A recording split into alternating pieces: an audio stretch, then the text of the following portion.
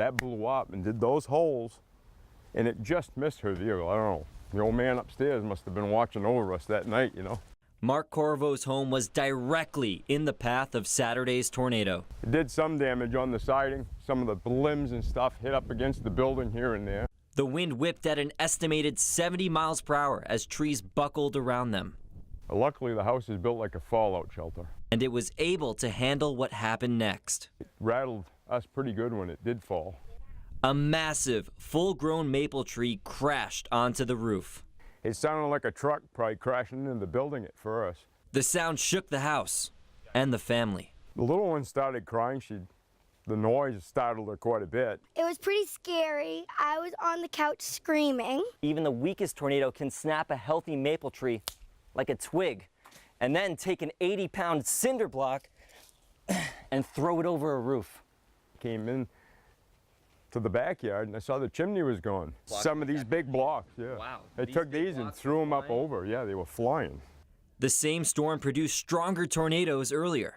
And then the third one came right here over your house at 6:35. That was Otisfield. It was loud. It was pretty intense noise. I'll put it to that extent. It was noisy. It was fast. I mean, it was over as quick as it came. But it was not deadly. The biggest thing, you know, nobody got hurt in the incident. The Corvos say they can deal with the damage as long as they're together. Everything's material other than that, and thank God for insurances. In Otisfield, I'm meteorologist Adam Epstein, CBS 13 News.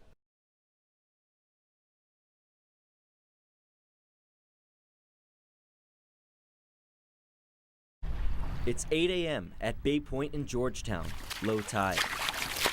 Yeah, tide's coming now. You'll watch it come. Chris Warner is in a familiar race against time to find as many clams as possible before his 4-hour window slams shut. People come out here and they're like, oh, I can do that. Look at that. The guy just filled that bucket, no problem. What people don't realize is there's a method to the madness.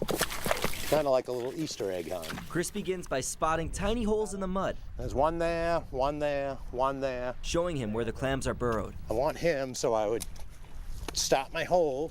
But when you get down, remember, get comfortable, get right down there. You're right with it. Now it's time for the flip. Chris sinks his hoe into the mud ahead of the hole, flipping it over to reveal the coveted clam. Even though Chris is the only man out today, he does have competition. Look at that little buggy. He's a clam eater right there. Green crabs prey upon clams burrowed in the shallow mud. He loves steamers. More than us, probably. Despite fighting against the tide and the crabs, Chris seems to strike gold at every pull. Boom, bang, bang. That's what you really want. The pro even teaching me a few lessons. There he is right there. Big fatty right there. At the end of the day, it's safe to say Chris is, well, happy as a clam. People say, how can you go out there and do that? What do you mean? From Georgetown, Clamming's truly where my heart is, that's for sure. I'm meteorologist Adam Epstein, Then you truly have to love what you do. CBS 13 News.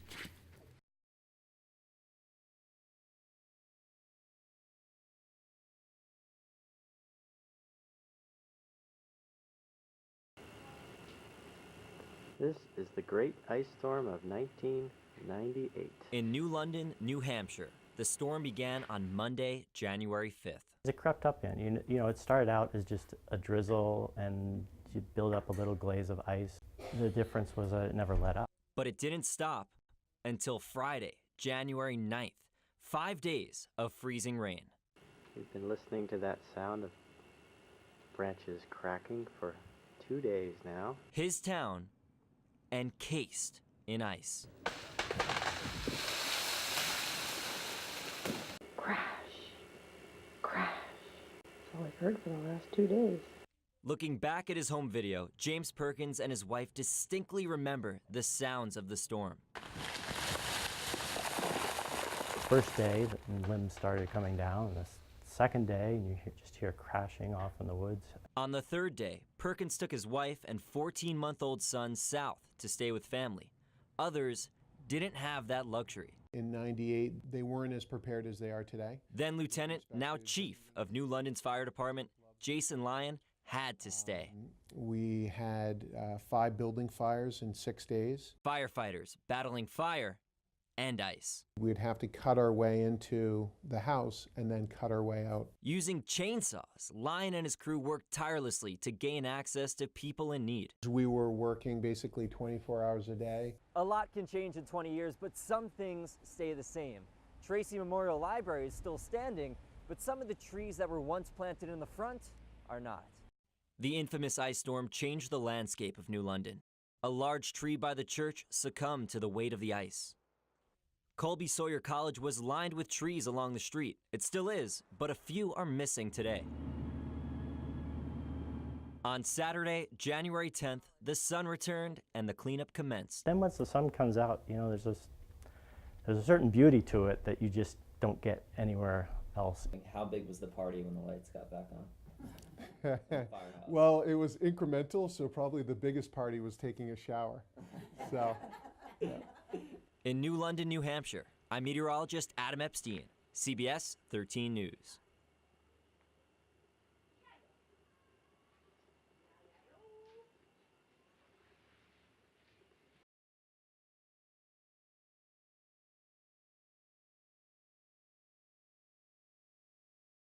So your pilot today is going to be Lieutenant Brandon Hempler. He's from Waymago, Kansas. It's my second chance at a once-in-a-lifetime opportunity. Suited up. Strapped in. Top's gonna close, and then hopefully we're gonna take off this time. Helmet on. All right, so let's fly up there. All right. Let's fly. The immediate ascension hits me with 5 Gs fast. My first taste of how this is going to feel. Relax, take a look behind you. Well, G's are, yeah, exactly. It's the perception that gravity is pushing you into your seat. Lieutenant Brandon Hempler then let me relax, flying upside down, but with enough force to keep me in my seat. It felt like floating in space. Then it was time for the G scale. Lieutenant Hempler took me through G-force intensity. Banking left, we hit 4 Gs. What felt like bricks piling up on my body was us approaching 6 Gs. I squeezed my legs, flexed my core, and hicked my way through. Usually when we go up, I show kind of the maneuvers we do. I give a little demonstration on what the airplanes are doing. During the demonstration, we were rolling, we were looping, we were inverted.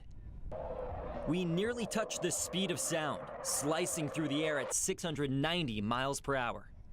After flying from Brunswick to Bridgeton in under 10 minutes, then from Bridgeton to Portland in less than 5, it was back to Brunswick. But not before one last G-pull.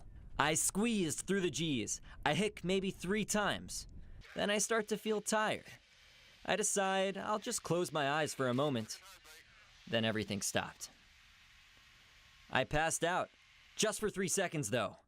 I came to, aware I was unconscious, laughing as I wiped drool from my chin. I couldn't handle the 7 Gs, but Lieutenant Hempler didn't hold it against me.